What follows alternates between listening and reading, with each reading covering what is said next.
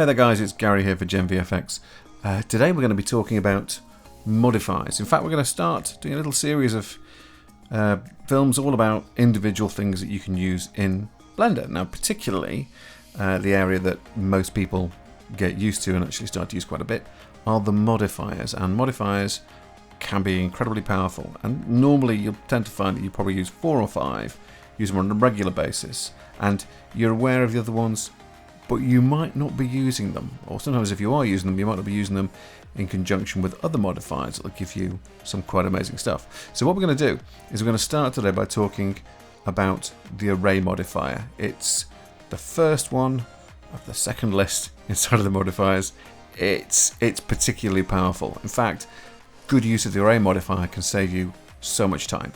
So let's get started. So here we are, we've got Blender 2.91 and we're starting off here with the regular default scene, and I'm going to leave that as it is. In fact, I'm just going to leave, what I'm going to do actually, let's just rotate this back, is I might just get rid of the light and I might just get rid of the camera, because really and truly for what we're going to do, I don't want anything getting in the way of what we're actually creating. So here's our box, and I'm just going to very quickly turn on the wireframe, and I'm going to add the Array Modifier. Now immediately you'll see another box appears exactly the same distance away from that one.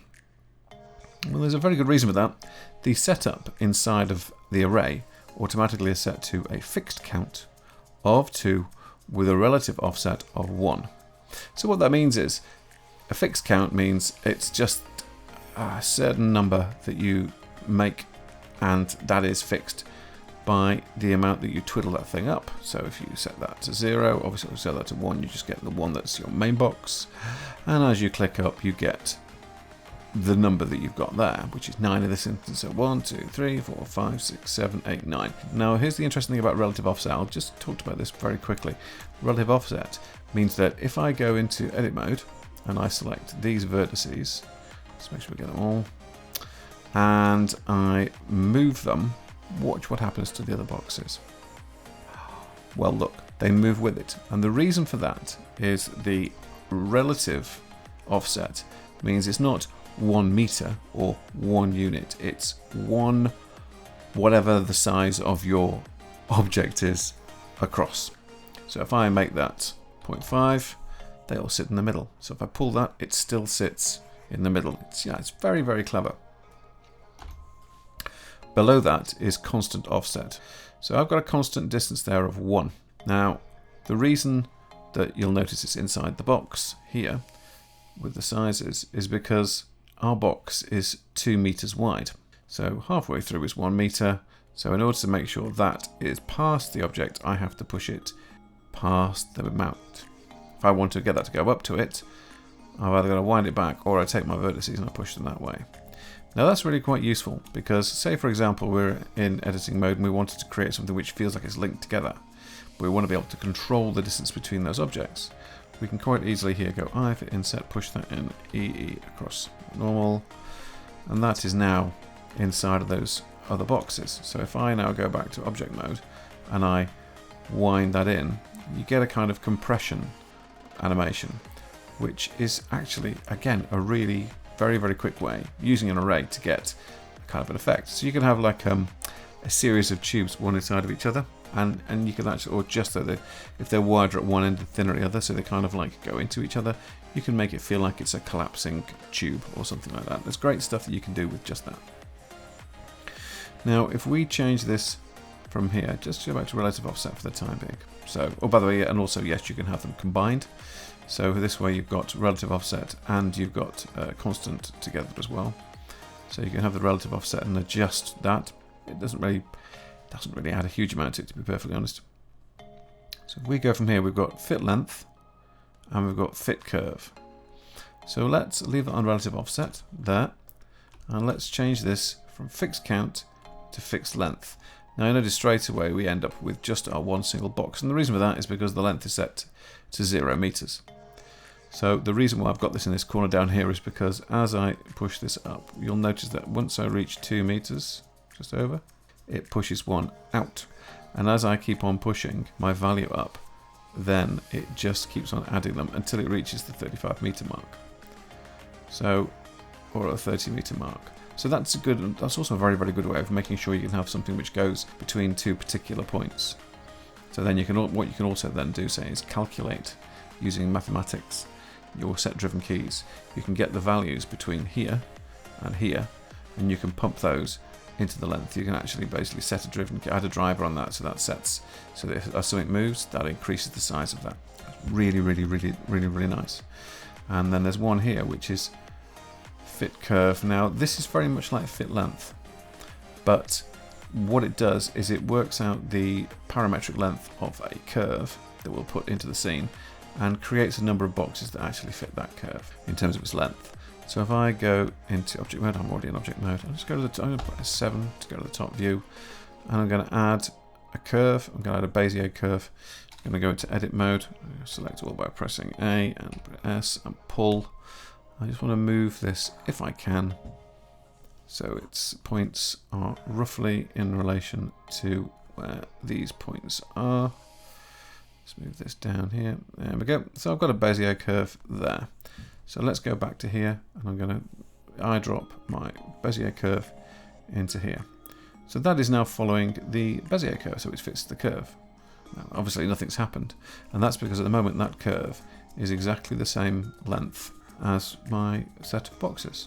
So as I pull it out, you can see it actually generates more boxes. Now this is handy because if I twist and pull this, go back to the top view, if I move this around, you'll see my curve is getting longer, even though, as I say, it's not in a straight line, it's getting longer, and as such, the parametric length of this is being transferred to this. So this curve is, these boxes make up the length of this curve, which is very, very nice. The best thing about this though is that if you go back to your object and you then go add modifier, go curve, and then for your curve object select your Bezier curve, what happens then is your objects not only follow the length of the curve, not only are the length of the curve, they also follow the curve. So I can now go back and select my Bezier curve, go back into edit mode. I'm just going to do Control and 4 here to take this into wireframe so you can see. So if I lift this up and then I take this and let's take that point at the end there and let's bring that down and bring it across. Not only is it following the curve, but it's also generating more. I'm just going to select these 2 points and I'm going to segments and I'm going to subdivide. I'm just going to select all those and I'm going to segment subdivide, so I've got some more points to play around with. And then I'm going to go Z6 again. You can see here it's kind of snaking along with this object. So, and also as you lift this up, push this down, you end up with this really, really, really nice sort of object effect that's like making a sort of link. So it's ideal for things such as walls on landscapes, so you could create a small turret and then you could draw a curve directly on top of a surface and it would follow along that. Or if you wanted to, for example, another way is sometimes if I just get rid of this Bezier curve, delete the curve, so that's gone. And we're going to add a curve, but now I'm going to add in a circle, and let's go, we're in edit mode, so I can press S and scale all of that up.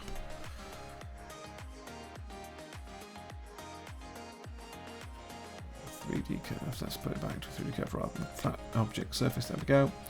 And I go back to my cube, go back to object mode, and let's just pick my cube again, and then select that circle.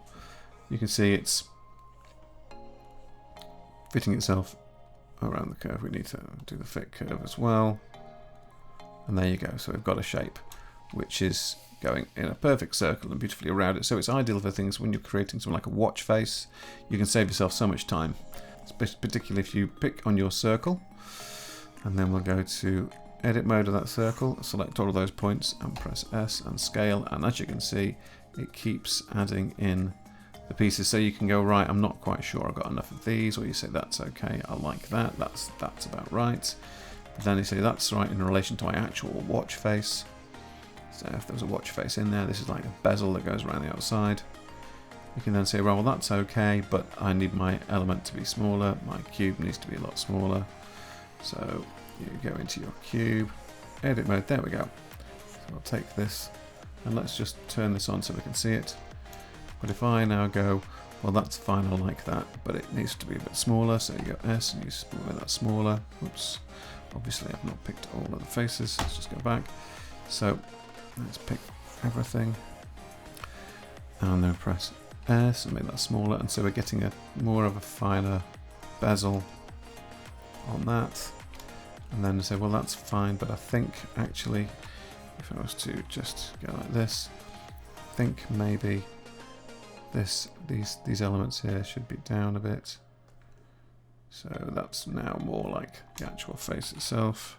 There you go. So now you've got something you can, that's absolutely and utterly non-destructive. It's pretty much a procedural process. So if I go back to my cube and let's go back to edit mode and I just say, right, okay, this thing has a bit more information here. So I'll select this edge, and this edge, and this edge, and this edge. And we'll go Control B and we'll pull, and that'll create a little bit of a bevel on our bezel. There you go, and all that information, you've only done it once and all the information is there. All very nice, but there's one other thing which I want to show you, which is actually something which is probably the one that has the most use, I think. I mean, all parts of this are great for certain things, but this in particular is a very, very quick way of making some really lovely structures. So let's quickly go into it. I'm going to delete the curve modifier. And let's just delete the curve. Object mode, circle, delete. So that's gone. And we're here. We've got our lovely cube blocks. And we've got our array. It's not fitting a curve because there's no curve. Let's set it to fixed count. And turn off relative offset. And I'm going to add something in here to use for the object offset. So we're going to use another object which will basically control how this thing is moving. So in object mode, I'm going to add an empty, and I'm going to add the arrows one because I quite like it. I like to be able to see the little directional arrows. Maybe I'm a little bit sad like that. I don't know. Maybe that's what it is. So we'll go back to cube and we go object offset and let's open up the drop down and go empty. Now there you go. There are now 22 cubes right there. Well, not proto cubes, whatever they were, whatever they are now. And yeah, they're all there. I know they're all there because I can see them counting there and there's no complaints or arguments at the bottom. But to see them, I need to move the empty. It hasn't moved. But if I lift it up, you'll see our 25 empties start to appear. That's lovely. That's really nice. That's really good. But the major thing about this, because we can do any translation and stuff, is that the other transforms come into play. Rotation and scale can be used with the object offset that obviously you can't do with the others. So let's just make this a little bit more dramatic so you can see what I mean. I'm going to go into this object, let's go into edit mode. I'm going to pick that bottom block and I'm going to pull it out, and you can see it's pulling out the other ones as well because of course it's just essentially it's a cloner. Essentially that's what an array is. So I'm just going to go to 2. I'm going to bring that down just so that's a little bit flatter. And go back into object mode. I'm going to rotate it around the Z 10 degrees. So I'm going to, instead of typing in there, I'm just going to go RZ 10. And you get essentially a 10-degree rotation on your steps. It could be a spiral staircase. It could be some sort of piece of art. It could be some dramatic structure that's out on the plains in the middle of nowhere that suddenly vanishes off the face of the earth to be replaced around the world by other metal structures. I'm sorry, I'm going on about something that I've just seen on Facebook. Anyway, here is this beautiful spiral staircase. Smashing. Lovely. Now let's do something else. Let's make it so that they actually shrink inwards a little bit, I think. Don't you think? So if I take the X and make that 0.9, all of those are shrinking in as they're going up. The unfortunate side effect is that they're all also, the whole body is scaling in, but the point is that they are scaling up every single time. So if I now go back into my cube and I increase the number count each time we do, it's still taking the rotation. In fact, I'm going to take that rotation empty. I'm going to make it a little bit more. I'm going to make it 15. There we go. Just get a bit more of a turn in there, which is quite nice. And I'm just going to go down here, and I'm going to very quickly pick our stairs, go back to edit mode, and I'm going to stick a couple of subdivisions in here, just a few. Nothing too fancy, just to make it feel a little bit more roundy. if I was to add, say, beneath this subdivision surface. There we go. It's got some nice roundy bits. I'm going to go back up here to the array, and I'm going to click on merge. Now you notice that that thing sort of just, they started to just like combine together just there. If I turn it back on and off again, you can see. Well, we can increase the tolerance for this, so it makes a bit more of a combined object. Not too much. There we go. So this is almost like one solid structure all the way up. Almost like it's been carved or it's been grown. It has a kind of organic-y kind of feel to that, which is quite nice. And what I'm also going to do now is I'm going to turn off. I'm just going to turn this one off for the time being, and I'm going to add another array. And this is where it becomes really, really clever, because if I then add another empty, let's do a plain axis this time. So I'm going to go to the object offset of this particular array, array 001. I'm going to connect that to empty 001, and then going to go back to that relative offset, turn that off, just turn off relative offset anyway, and then going to take the empty one and I'm going to move it out. But nothing is happening. It's because I turned off the object offset. There you go. So there's our empty, and it's moving one object nicely all the way over there. But of course we don't want one of those. Oh no. No, we want about 5 or 6 of them. Let's make it 9. No, let's make it 8 altogether. Then if I go back to this empty and I rotate it, we can get a nice little almost crown effect. But this is when it goes from being something little pretty, to being something which actually has a feeling that it's much more architectural. Let's just drag this down. Now you can do that, which is amazing. And pop this on as well. So there's a subdivision there. So now we've got, from a box, 2 arrays and 2 empties, we've got this very, very, very genuinely handsome looking piece of architectural art. But that's it, nothing to it. Really nice stuff. This is one of the most powerful modifiers, I think, out of all of them. And there's some pretty powerful modifiers in there. But the array one is wonderful for buildings, for putting in windows, for doors, all sorts of wonderful things which, you know, can take a very long time.